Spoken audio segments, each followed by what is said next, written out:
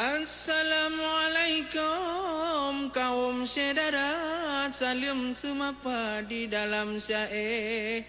Salam ukhuwah lupa mulia, sambon saudara ngon ikhlas hati.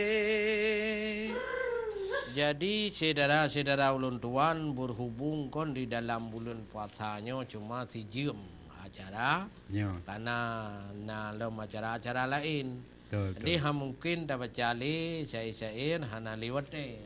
Tapi walaupun demikian Sabtu ke akan kamu sambung lom. Dan juga kepada saudara-saudara ulun tuan ratu tengok na cit dalam puasa uro Rabu poh 12. Dan juga dengan syair lagi biasa tetap poh put sampai poh 5 yang lagi nyong rupa. Jadi kamu lagi maaf Patna salah haba ya laki maaf baju dengan cai. Hai mono bet lidam jai jadi ya bayan nanti nyopi bulan puasa. Ya bulan puasa talake maaf. Mungkin na salah ni bang pemirsa. Kadang gedanyo dua na salah pegah.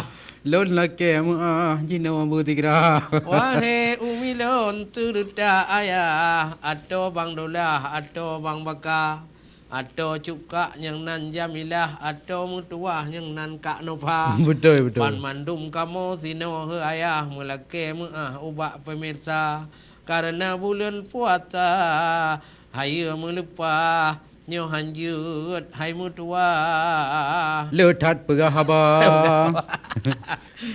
Jadi etnoku dari kamu ada juga hampa. Jadi tengok akan datang menglom dengan cai-cai yang lain. Jadi walaupun kadang ule agak sakit lagi betul. Anak pah dengut menjaga malam kadang terawih. Dia terawih ya beum latah. Ya beum latah kan. Ini mudah dah hana melatah. Ini kubur dolat itu bawa. Tapah Quran aja. Lengkap lep doju. Memang HP ubud tapi itu lep doju. Makanya tak gunakan yang jangan god. Memang walaupun ada Cina apa god. Tapi na tak ada yang dalam.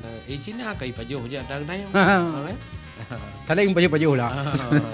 Jadi oleh karena demikian etnoku dari ulun tuan Cik Madiahus dan Tungku Muhammad Vijay TV yang karya pengondon keno tengok akan kamu sambung lom cai yang lain. Mudah-mudahan saudara kamu doa dari kamu dalam maaf merayu dalam kemanya butruk tayo dalam puasanya tubuh sehat badan panjang umur bila Allah Subhanahu wa taala dalam ridha Allah sabi amin ya rabbal alamin.